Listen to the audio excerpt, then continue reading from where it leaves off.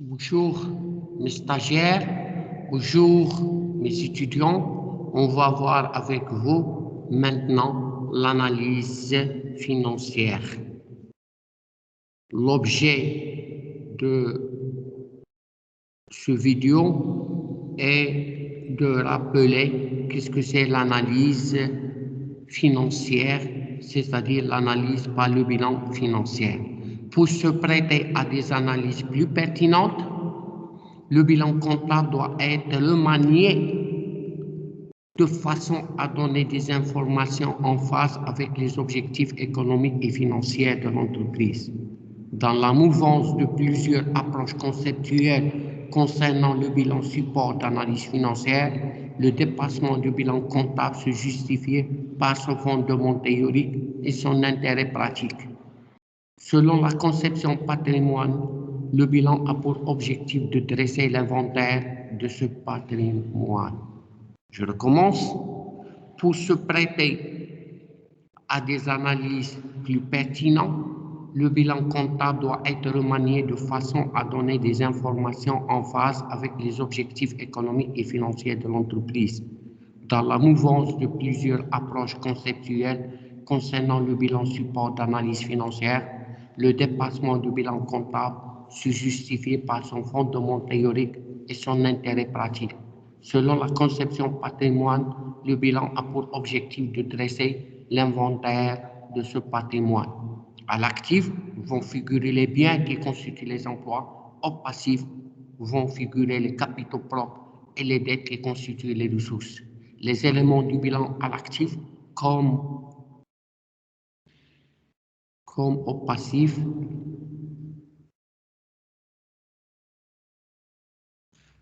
les éléments à l'actif comme au passif sont classés en fonction du temps pendant lequel ils demeurent au bilan. Le haut du bilan va comprendre les éléments qui sont immobilisés le plus longtemps et le bas du bilan des éléments qui se renouvellent plus rapidement. Le classement des postes repose sur 3 conventions, comme vous le savez, dans le module comptabilité générale. Les postes de l'actif sont classés de haut en bas par l'ordre de liquidité croissante. Les postes du passif sont classés par ordre du bilan par ordre d'exigibilité croissante. Le critère de la liquidité ou l'exigibilité a duré plus ou moins d'un an. La détermination du degré réel économique d'exigibilité et de liquidité est extrêmement délicat. Il nécessite une connaissance parfaite de l'entreprise et son environnement et la fixation de critères objectifs d'appréciation. Ça, comme vous le savez, c'est un rappel de bilan, quelques notions sur le bilan, surtout la classification ou bien le classement des postes. Maintenant, on va entamer la séquence proprement dit. On va entamer maintenant le passage du bilan comptable au bilan liquidité.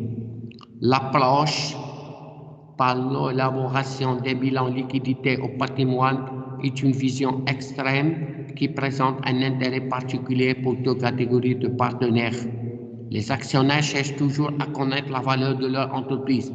Les créanciers, par lesquels le patrimoine représente la dernière garantie de leurs droits. C'est dans cette optique que les postes du bilan sont pris en considération à leur valeur nette. À leur valeur nette. Je recommence, à leur valeur nette.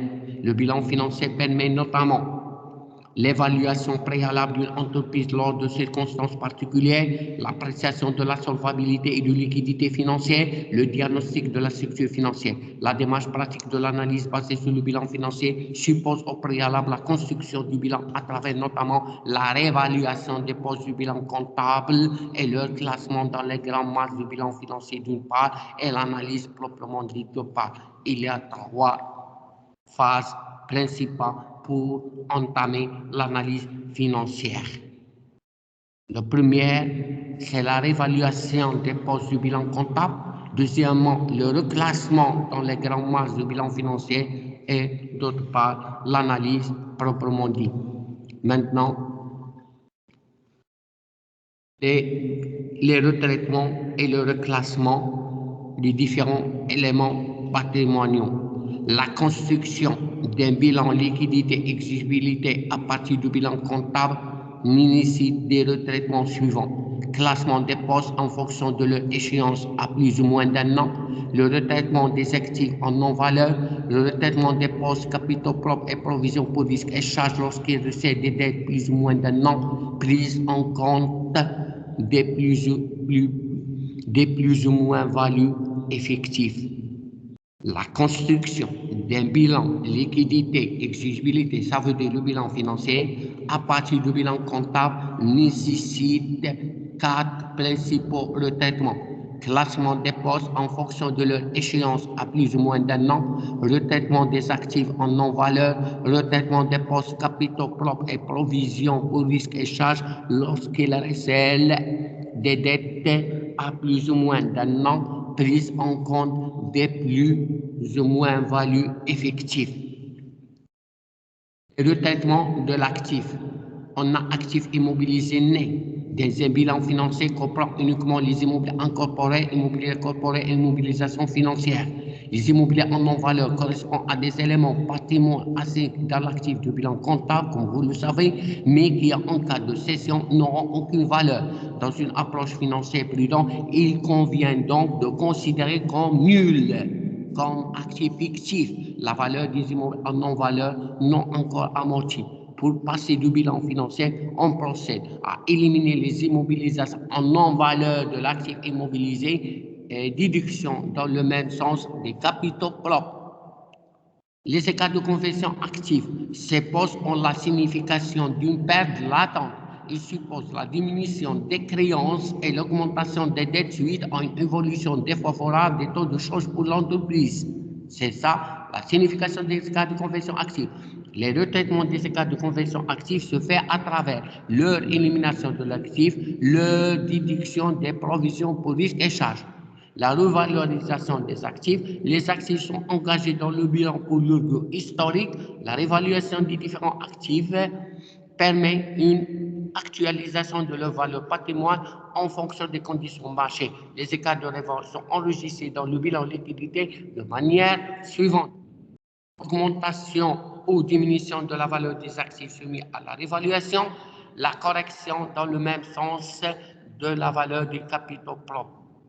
Dans le cas d'une plus-value, il convient de prendre en compte des dettes fiscales générées. En pratique, l'analyse conserve le bilan en valeur comptable, mais note les actifs qui doivent être réévalués pour tenir compte de façon qualitative de l'impact de leur nouvelle valorisation.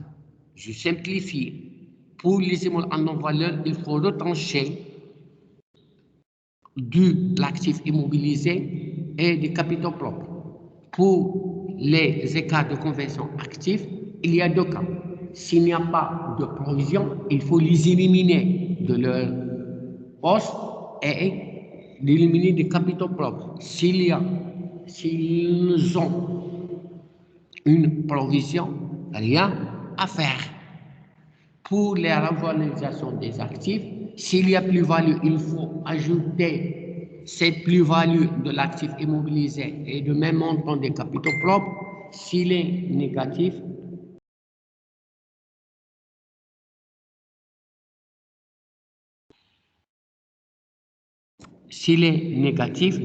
il faut les retrancher.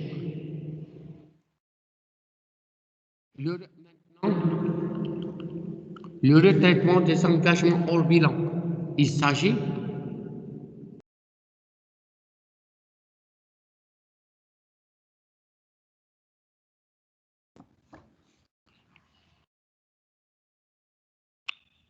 le retraitement des engagements hors bilan, il s'agit essentiellement des immobiliers en crédit bail. Dans ce cas, l'entreprise utilise un certain nombre d'actifs corporels sans avoir payé le valeur d'acquisition hardcore. L'entreprise n'est pas le propriétaire de ce bien et par conséquent, il ne se trouve pas dans ce bilan comptable. C'est ça, c'est bien sûr. Le retraitement des immobiliers en crédit bail est fait différemment en fonction de l'option. Si l'évaluation est faite dans une optique liquidative, ces immobiliers ne sont pas prises dans l'approche patrimoine. Fais attention.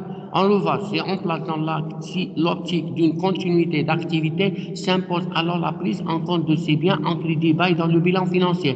Dans ce cas, le traitement consiste l'augmentation des immeubles avec la valeur des biens en crédit bail, L'augmentation des immeubles avec la valeur des biens en crédit bail à leur valeur nette, ça veut dire la valeur d'origine moins amortissement. L'augmentation pour la même valeur des dettes à plus d'un an,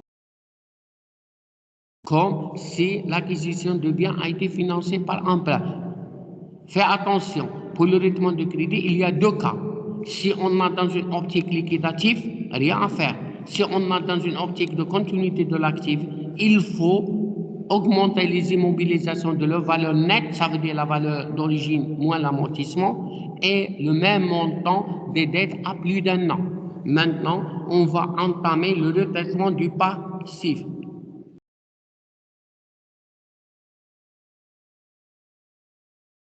Les capitaux propres et assimilés des dettes à plus d'un an et des dettes à moins d'un an doivent être retraités comme suit. Le résultat bénéficiaire de l'exercice, le résultat bénéficiaire de l'exercice ne doit pas être retenu que pour sa part non mise en distribution. Le bilan financier est toujours établi après répartition de résultats. Si la répartition de résultats n'est pas encore connue, il faudra l'estimer à partir de la politique de distribution de l'entreprise constatée au cours des années antérieures. Fais attention, les subventions d'investissement ainsi que les provisions réglementées doivent être retenues nettes d'impôts, c'est-à-dire déduisant des impôts qui seront dus après leur intégration de résultats. Je résume ces deux cas. Pour le résultat, il faut retrancher des capitaux propres les dividendes, il faut l'ajouter aux dettes à court terme. Pour les subventions d'investissement et les provisions réglementées, il faut compter pour le valeur net. Ça veut dire qu'il faut retrancher la part de ces impôts des capitaux propres et l'ajouter aux dettes à court terme. Pour les provisions pour risques et charges ne doit pas être retenu que pour dans les capitaux propres que dans la mesure où ils constituent des provisions sans objet réel et sans net d'impôt. Seule la fraction des dettes à plus d'un an est à conserver dans les dettes à plus d'un an. Seule la part des provisions pour risques réels qui fera l'objet d'une utilisation dans un an est à conserver dans les dettes à plus d'un an. La part des impôts à payer pour les subventions, provisions réglementaires et les écarts de conversion doit figurer dans les dettes à plus d'un an. Dans les dettes à point d'un an doit figurer la fraction des bénéfices mis en distribution. La part correspond aux impôts de provision pour risques et charges qui feront l'objet d'une étude à moins d'un an ou cessant objet Ça veut dire, je résume, pour les provisions pour risques et charges avec objet, rien à faire. Pour les provisions pour risques et charges sans objet, il faut l'annuler de sa place et il faut ajouter la part de ces impôts aux dettes à court terme et il faut ajouter la part restante aux capitaux propres.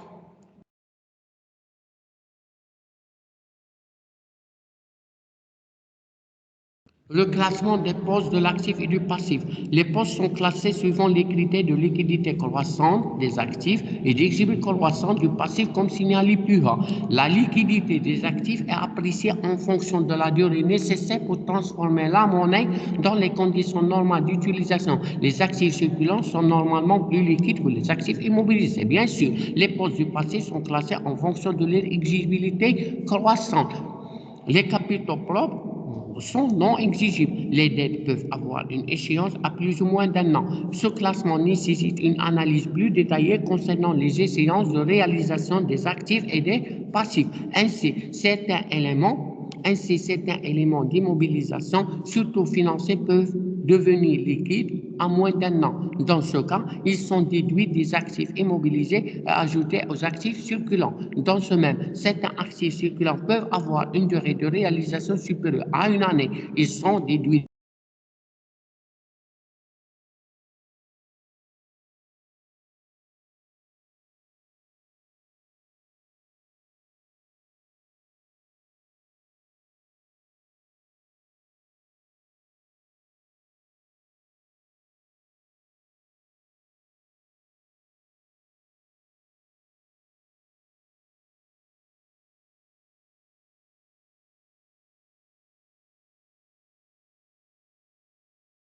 Qui ont une échéance à plus d'un an sont à remonter dans l'actif immobilisé né. Concernant les titres et valeurs de placement, si ces titres sont facilement négociables et donc totalement liquides, le mieux serait de transférer à trésorerie active. Maintenant, on va analyser, ça veut dire l'exploitation du bilan financier. Les emplois et les ressources de l'entreprise sont classés en fonction du cycle auquel elle appartient. On distingue 3 cycles, comme vous le savez, cycle de financement, cycle d'investissement, cycle d'exploitation. Ces cycles se répartissent en 2 grandes formes, c'est long et c'est court. L'analyse financière apprécie l'équilibre financier à partir de 2 principes de base. D'abord, la solvabilité qui est la capacité de l'entreprise à faire face à ses dettes, d'où la nécessité de mesurer l'autonomie financière. Ensuite, la liquidité qui indique la disponibilité immédiate des fonds. Je recommence. L'analyse financière apprécie l'équilibre à partir de 2 principes de base. La solvabilité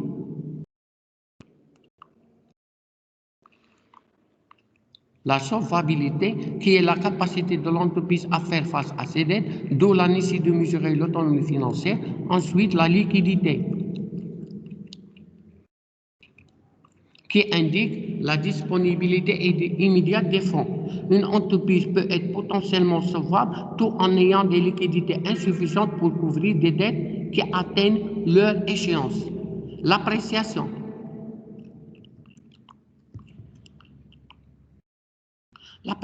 de l'équilibre financier va consister à confronter le degré de liquidité de l'actif au degré des équilibres passifs en s'appuyant tout aussi bien sur les sortes fondamentaux de l'équilibre financier que sur une batterie de ratios appropriés.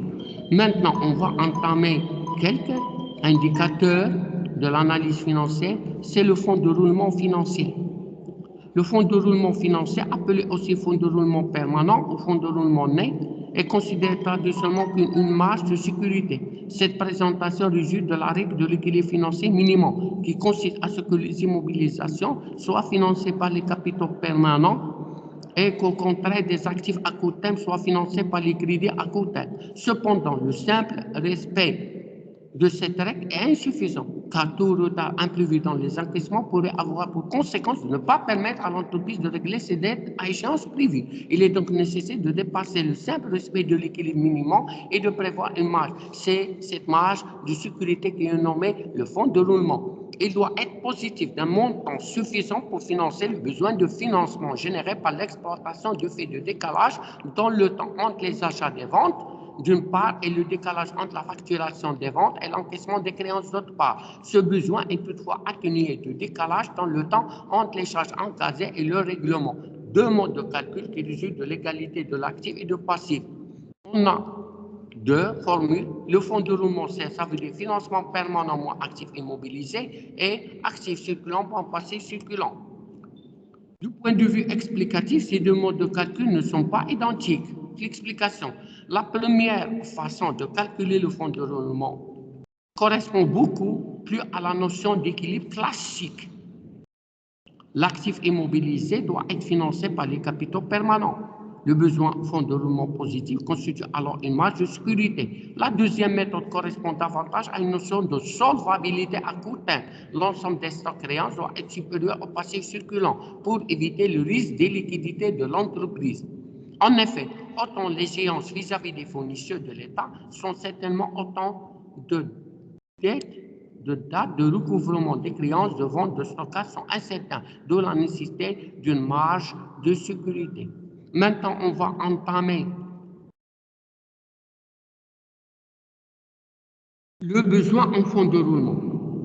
Il est associé au cycle d'exploitation de l'entreprise généré par le décalage dans le temps entre les achats et l'entrée de la production, le début et la fin de la production et les ventes et le règlement. Ces décalages créent généralement un besoin financier permanent proportionnel au niveau d'activité, mais ce besoin est atténué par les ressources financières générées par le décalage en sens opposé entre les achats et les décalages d'une part et le paiement par l'entreprise d'autre part. Le besoin en fonds de roulement peut se définir comme le besoin né de financement généré par l'exploitation. Son mode de calcul, bien sûr, c'est le besoin en fonds de roulement est égal actif circulant moins passif circulant.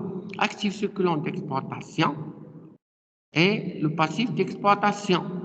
Stock créance d'aide fournisseur et d'aide fiscale. Un bon équilibre financier implique une cohérence entre le fonds de roulement et le besoin en fonds de roulement de l'exploitation. Le fonds de roulement constitue la marge de sécurité de l'équilibre financier de l'entreprise et doit concourir au financement du besoin de financement d'exploitation. Le besoin de financement de l'exploitation doit être fourni par le fonds de roulement. La situation de trésorerie de l'entreprise résulte du décalage entre fonds de roulement et le besoin en fonds de roulement, d'où la trésorerie est égale fonds de roulement moins besoin de fonds de roulement. Ça veut dire que la trésorerie de l'entreprise peut être définie comme la différence entre le fonds de roulement et le besoin de fonds de roulement. La trésorerie est également calculée par le E bas du bilan, c'est trésorerie active moins trésorerie passive. L'analyse de la solvabilité à court terme de l'entreprise va être mettre l'accent sur la capacité à faire aux échéances de ces différentes dettes.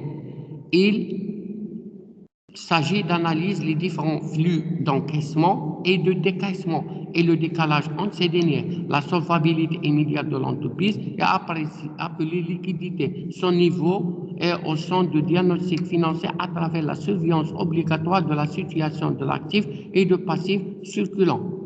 Maintenant, il y a les ratios, d'autres ratios qui sera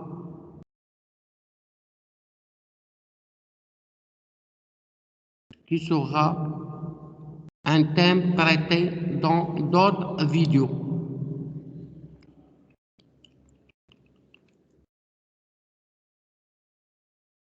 Et donc, c'est ça, on va faire un petit rappel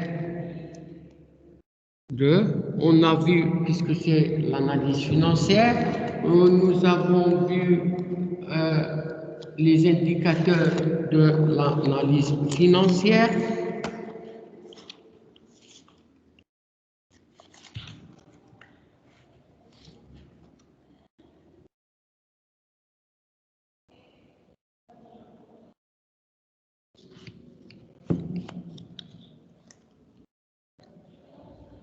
Les fonds de roulement, besoin de fonds de roulement et la trésorerie nette.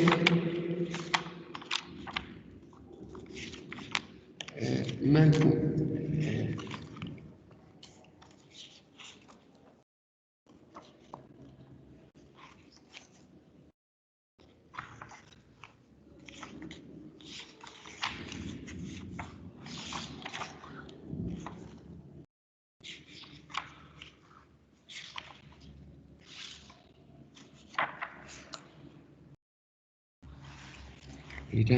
je fais un petit synthèse.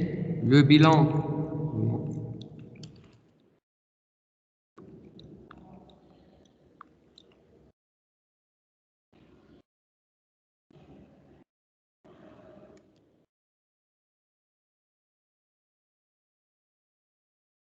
Le bilan financier. Le bilan financier. Un tableau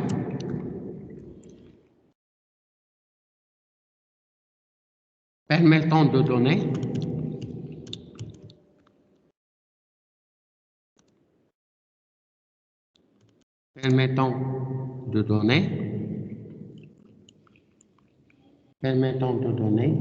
une image claire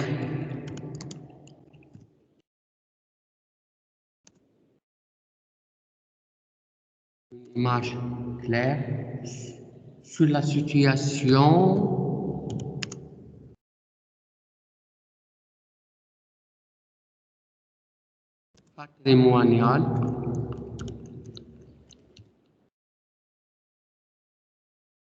situation patrimoniale de l'entreprise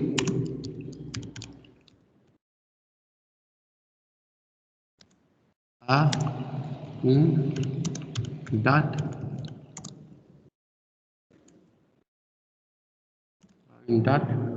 donnée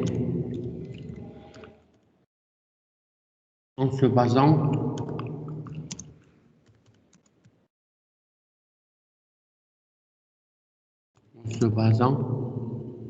sur la valeur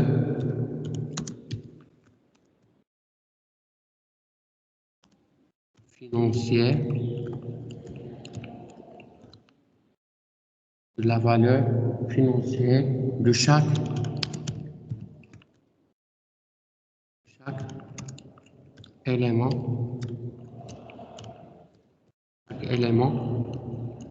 de chaque élément, d'actif et de passif.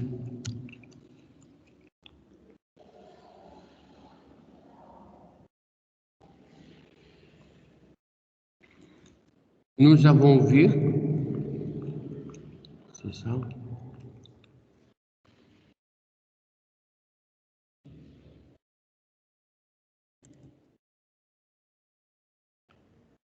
et dans l'analyse financière,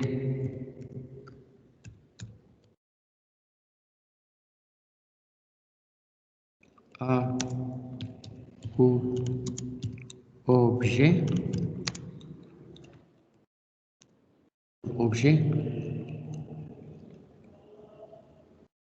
l'analyse de l'équilibre,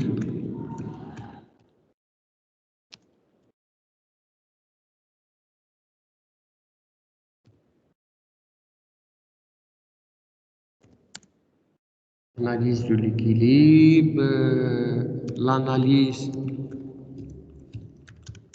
de la solvabilité,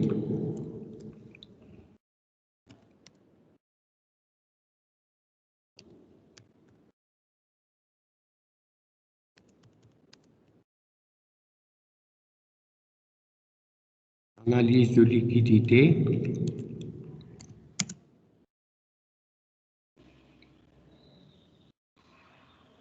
l'analyse de rentabilité,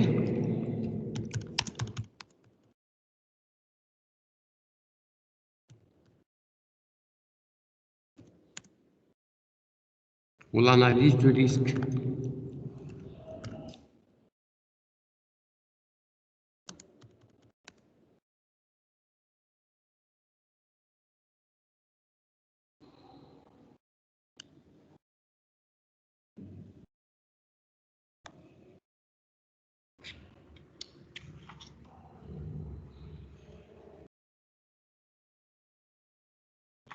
وشفنا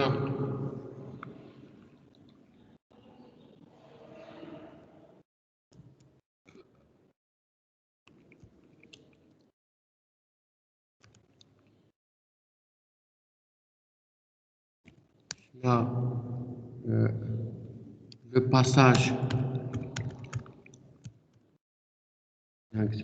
de l'actif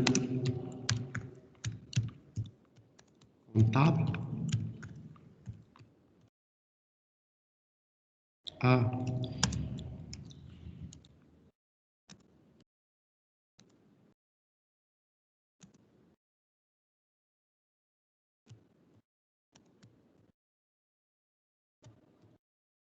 l'actif financier se base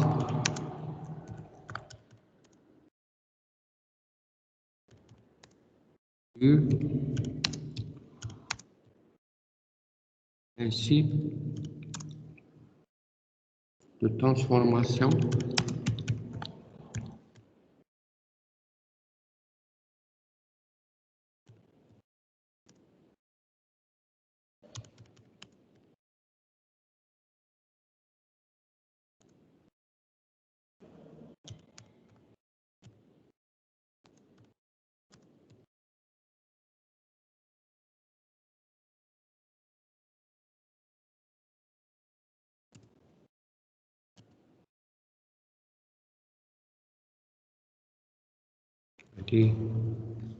c'est vraiment le passage du passif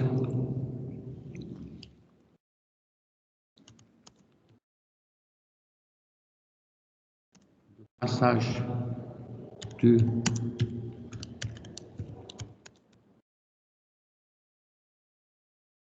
chiffre comptable.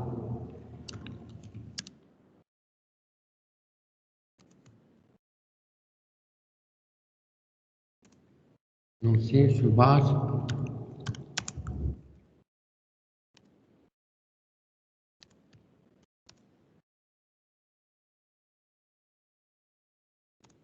du principe